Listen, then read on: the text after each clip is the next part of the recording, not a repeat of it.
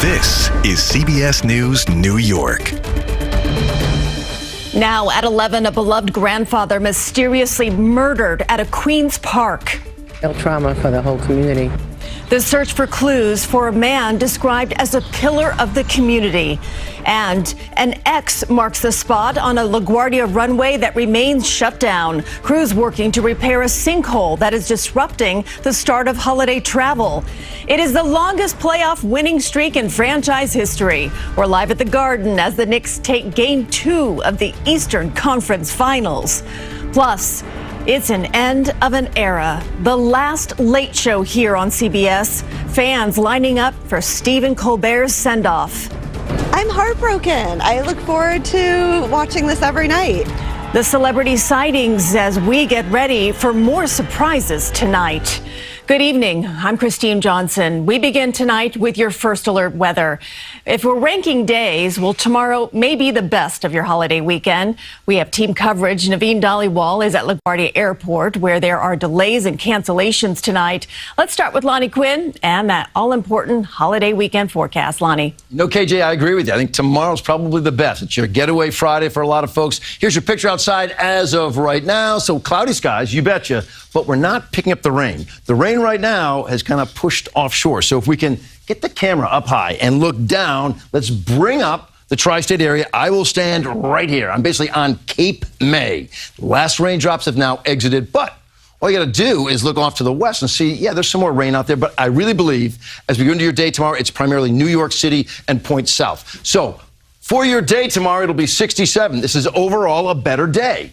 I think the first part of your day is pretty good. The second part, that's where we start putting rain in, primarily south of New York City. Overall, it's a brighter day to the north. The 3-day forecast, we go downhill big time for Saturday. Rain is out there. It's a cold rain at 56. Still some rain on Sunday at 62. Monday, some peaks of sun, 70, a good temp right there, but I just can't get rid of that rain chance for Monday as well. More on all this coming up a little bit later, Cage, but right now it's all yours. Okay, Lonnie, thank you. A sinkhole on a LaGuardia runway continues to cause headaches.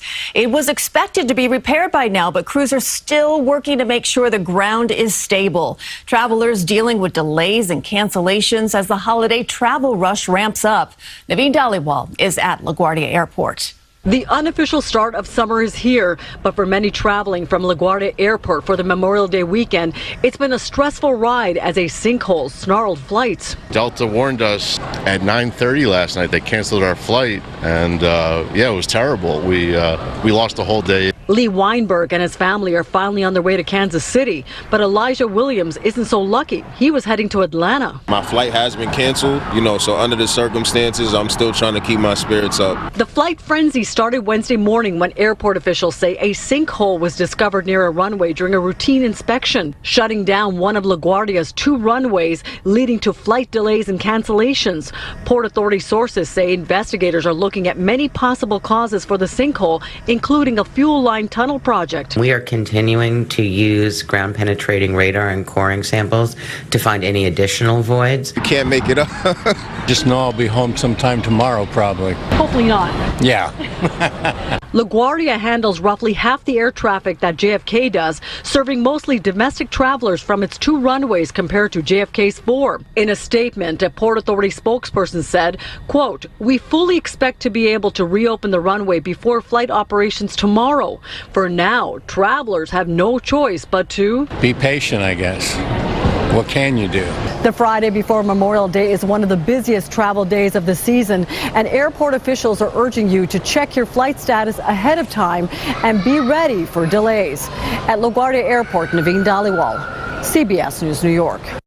And now to a mysterious murder in Queens where a grandfather was gunned down in a park in broad daylight. Police are trying to figure out who would want to harm 75-year-old Albert Itzowitz, killed in Monday in Casino Park. Naomi Ruckham spoke with his loved ones. A serene park in the heart of East Flushing is now the center of a deeply disturbing mystery. Just before 5 o'clock Monday, in the light of day, 75-year-old Albert Itzowitz was found murdered along the shoreline of Casino Lake. Police say he had been shot in the back and neck and left for dead. The tight-knit Jewish neighborhood where Itzowitz lived left stunned. This is real trauma for the whole community. He's been here so long and loved by everyone. Helen Olbaum knew Itzkowitz for more than 40 years. She says he was a beloved member of their synagogue. Always a smile, very happy person, amazing family. Friends and neighbors say Itzkowitz was a father of 5, a grandfather, and a longtime volunteer with the Jewish Emergency Medical Service, Hatzalah. He was all heart, just a nice guy, a nice family man, and a pillar of the community. Police have very little to go on. There are no cameras inside the park. No witnesses have come forward. And an extensive search of the area has not turned up any usable surveillance video. Police also say there were no 911 calls reporting gunshots and no shell casings recovered at the scene. Now, in the rare step of releasing the victim's photo, detectives hope someone may remember seeing Itzkowitz before the shooting. Everybody's still walking around in a daze, like, it's not true, it didn't happen.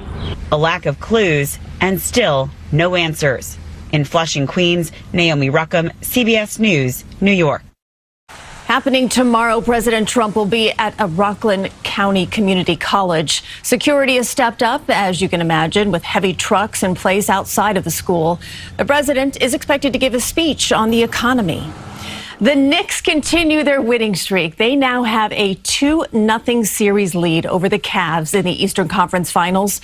Otis Livingston now live at MSG with all of the highlights. Otis. All right, Christine, unlike the start of Game 1, the Knicks were not messing around tonight. No need for history. No need to come back from 22 points in the fourth quarter. I think they learned a lot from that scary Game 1 because they came out focused tonight. They took control of the game early, and they did not look back. And I guess you could say the Knicks played with more heart than the Cavaliers. Josh Hart, I'm talking about. He had it going on. 26 points with 5 3-pointers. Karl Anthony Towns made sure his presence was felt tonight. The big fella banged home 18 points, grabbed 13 boards in the victory. The Knicks take Game 2 109-93 and take a 2-0 series lead, with the series now headed to Cleveland for Game 3 on Saturday. Of course, I'll have much more coming up later on in sports, including some post-game reaction from a very happy group of New York Knicks. But for now, reporting live inside MSG, site of the Eastern Conference Final Game 2. I'm Otis Livingston. Back to Christine in the studio. We look forward to it, Otis. Thank you. And CBS News New York will be there every step of the way. As the Knicks continue their playoff run, we'll bring you coverage of Game 3 as this series shifts now to Cleveland. Tonight, history will be made. It is the last act for The Late Show with Stephen Colbert here on CBS. The Ed Sullivan Theater was packed with fans as they watched Colbert sign off. A number of celebrities will appear on the final episode tonight, and Dick Brennan was there, and he joins us now with details. Dick. Yes, quite an evening, Christine. The final few weeks of The Late Show have been filled with stars. Last night they had Springsteen on, but tonight McCartney. People inside the Ed Sullivan Theater for the show's final taping witnessed really the end of an era, and some were practically overcome with emotion. I cry at movies, and Stephen Colbert is, I mean... So emotional, huh? It is. Mimi Riggins was in tears and in disbelief at the cavalcade of stars she saw tonight. I'm sitting in the same row with Peter Jackson, and oh my God, he's right next to Elijah Wood. Oh shoot, that's Ryan Reynolds. So it was definitely shocking. Even those who couldn't get inside made a ring around the Ed Sullivan Theater. Longtime band leader John Batiste was also on hand to say so long. Welcome one and all to The Late Show. I'm your host, Stephen Colbert. It was the last Late Show with Stephen Colbert signing off. They went out with a bang. That's how you do it. The headliner above all, Sir Paul McCartney, waved goodbye, but that was after performing Hello Goodbye. I don't know why you say goodbye, I say hello. Fans sang along to the Beatles' classic as the sound from the show bled through the stage door, but McCartney had apparently done a do-over. They actually had to perform twice. They didn't like the first one? I think Stephen just said, hey, look, it's not every day you get to perform with the Beatles. Paramount Skydance, the parent company of CBS, says The Late Show was canceled for financial reasons, although critics blame pressure from the Trump administration. You know what? He's handling it a lot better than maybe I would have. I will say this, you can really tell that the staff loved each other. And now Stephen's loyal fans can say thanks for the laughs and the memories. The guy is a legend, and to be part, every night they say, we're going to make television history, and tonight they really meant it, and they really did it. It just was the end of something amazing, and I'm so sad, but I'm happy that we all got to experience it.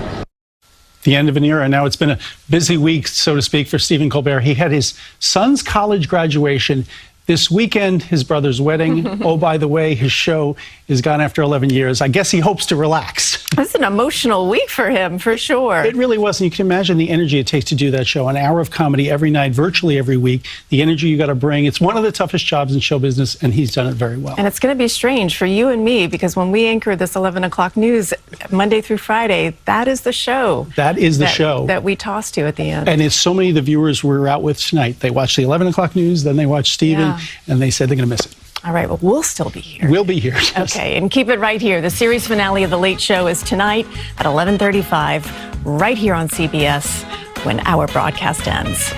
Still ahead, close call for 2 EMTs on the job. They were forced to duck for cover as bullets hit the windows of their ambulance. Plus, a tiny piece of technology could save lives, but it's not at our airports just yet. Tonight, CBS News New York investigates how it works. And you could buy World Cup tickets for hundreds of dollars, or you could win a lottery that would only have you paying half that amount. 2 EMTs dodged bullets, narrowly escaping getting shot while inside their ambulance. Bullets flew through the windows as those EMTs were responding to a call last night in Mauritania. A teenager nearby was hit and injured. Only CBS News New York spoke with EMTs, who said they feared the worst. I was just making sure my partner was okay, making sure he, didn't get hit. At one point, I thought my partner was shot because the bullet went right into the window, right in front of him. And I'm like, oh my God, Victor, are you okay? The teen who was shot is expected to recover. So far, no arrests. The NTSB says the fire truck in the deadly runway crash at LaGuardia did not have a transponder. The tiny technology helps air traffic controllers prevent collisions. So how do they work, and which airports have them? Investigator Tim McNicholas traveled to Denver to find out. 6 runways and 53 square miles of land makes Denver International the biggest airport in the country. But to help keep track of such a huge property, the airport uses a tiny tool. Very simple unit. Airport Operations Director Dave Cunningham says every airside operations and fire truck is equipped with these transponders. It gives them visibility into who each vehicle is, things like their speed. Denver International also uses monitors in the trucks so airport personnel and firefighters can see planes and trucks on the runway, including themselves. So you can see us starting to move southbound on the taxiway here. The FAA's air traffic controllers can see all of that too, in part because the transponders send data to an antenna on the tower. That's the ASDX antenna. ASDX stands for Airport Surface Detection Equipment, which the FAA has installed at about 36 airports nationwide to help alert controllers to potential collisions. But when a Port Authority fire truck collided with an Air Canada jet at LaGuardia, killing 2 pilots in March, the ASDX system did not alert. The NTSB said none of the trucks near the runway had transponders. In order for ASDX to work well, you have to know where ground vehicles and aircraft are. ASDX can still detect some vehicles without transponders, but transponders provide even more information, like the speed of the truck and a call sign to help identify them. The Port Authority announced after the LaGuardia crash it's now planning to use transponders at all 3 of its major airports and had already launched a pilot program at Newark last December. Why'd you install them? Purely for safety. That's what it boils down to. We asked the 35 airports with ASDX what they do, and 26 told us they use at least some transponders, including major hubs like LAX, O'Hare, Atlanta, and Reagan National in D.C. Seattle, Salt Lake City, and Dallas-Fort Worth say they're now planning to install them, just like JFK and LaGuardia. This was the first ASDX commission system. Rick Castaldo is a retired FAA engineer who helped install ASDX about 20 years ago. Why isn't every truck that ever goes on a runway, every vehicle equipped with that tool? Seems like a no-brainer, doesn't it? It's all about the dollars. What they could do, in my opinion, is strongly encourage airports that you're not going to get this grant money unless you force this equipage. The Port Authority wouldn't agree to an interview with us, but said it's currently working out the timeline and budget for putting transponders in vehicles, including all of its airport fire trucks. The agency said in an earlier statement that it's working with the NTSB's LaGuardia investigation, and the preliminary findings reflect how multiple safety systems and procedures interact. But the NTSB says a transponder could have helped. And it would have been helpful when you have a radar target. It does not provide you with the information that you need like it would for an aircraft. The FAA would not agree to an on-camera interview, but it says airports nationwide are showing interest in using federal grant money for SDX transponders or similar technology. The NTSB is still investigating the cause of the crash at LaGuardia, and the agency has not said whether a transponder would have prevented it. At Denver International Airport, Tim McNicholas, CBS News, New York. Returning now to your first alert forecast, Lonnie Quinn joins us from our immersive studio. And Lonnie, we've got the weekend ahead. Unfortunately, not the best of weather, but hey, you know what? Hopefully we'll be together with friends and family and still make it a memorable one. You know, kids, you set the bar when you said, you know what, Lonnie, I'm listening to your forecast. It doesn't sound great, but it's a weekend nonetheless. Yeah. Weekends are great. All right, so let me show you what we do have, KJ, outside. Here's the picture. The bridge looks nice. Skies overhead. It's actually an improvement. So we're cloudy, not rainy right now. 60 degrees. If I show you the radar picture, you're going to find, hey, the rain has kind of pushed out. I mean, cloud cover persists, you betcha. But now the rain is offshore. Will that be coming back onshore? Let's bring up the computer models. Let's talk about just that. Because here's how we see the whole thing working out. All right, this is Friday, 1:30. This is your day tomorrow. It's a getaway day for a lot of folks. This is, I believe, going to be the best day that we get for the 3-day weekend, but I'm talking a 4-day weekend. I'll throw Friday, Saturday, Sunday, Monday in there. This is Friday. 70 degrees, perhaps. You can see that's a partly sunny sky right there. More clouds down around Ocean County. If your travels are taking you south tomorrow, the farther south you go, that's where you're going to find the rain. And that front is actually tracking back up into our area. Latest information says we don't see too much from it until later. This is like 11 p.m. Now it starts to track in. But watch this for Saturday. The whole thing's going to sort of just overrun the area. Saturday ends up being sort of a wet weather day. By 9 a.m. it's starting in our western suburbs, kind of rolling over. Temperatures don't really budge too much at all. Maybe 57 in the morning. Here we are, 6 p.m. It's 54. It's a cold, raw rain here. 45 in Monticello with rain falling after that 6 p.m. The heaviest rain you're going to see of all will be early on Sunday morning. Look at this picture. This is 5:30 in the morning, maybe some bouts of heavy rain out there. That's not nice at all. However, look at this picture now at 12 noon. It's still with us, but it almost looks like it wants to push out. Hold your jets on that, because what we're seeing is this low is sort of just sticking around in the area. So while I don't think it's going to be the heaviest rain as you finish up your day on Sunday, I still keep a chance in for later Sunday. Overall Monday, yep, little light shower is a possibility at 9 a.m., the time for the parades and things. But overall, Monday is looking better. All right, slight chance for a shower. High pressure fills in. You look better for Tuesday, Wednesday, but across the board, 67 Friday. Little bit of a chance for a shower. Got it down to 10%, primarily south. Saturday, 56. It's going to rain on Saturday. Sunday, it's 62 with an 80% chance for rain, but I still think it's mostly the first half, but it still lingers into the second half. Monday, your Memorial Day, there is a shower chance. It doesn't look to be overwhelming. It's 70 degrees. So of the 3 days, the Saturday, Sunday, Monday, I think Memorial Day is the best, and then you're 75 by next Tuesday. See some 80s out there for Wednesday. Cage? And Lonnie, we were just sweating through our shirts, just like the day before yesterday, right? Remind me. Crazy. Or was that a dream? No. She may be referring to when I went to the gym on my dinner break. I came back like this. Ridiculous, I know. Thanks, Lon. You bet. Still ahead, the celebrations continue at the Garden. We check back in with Otis as the Knicks take Game 2 of the Eastern Conference Finals.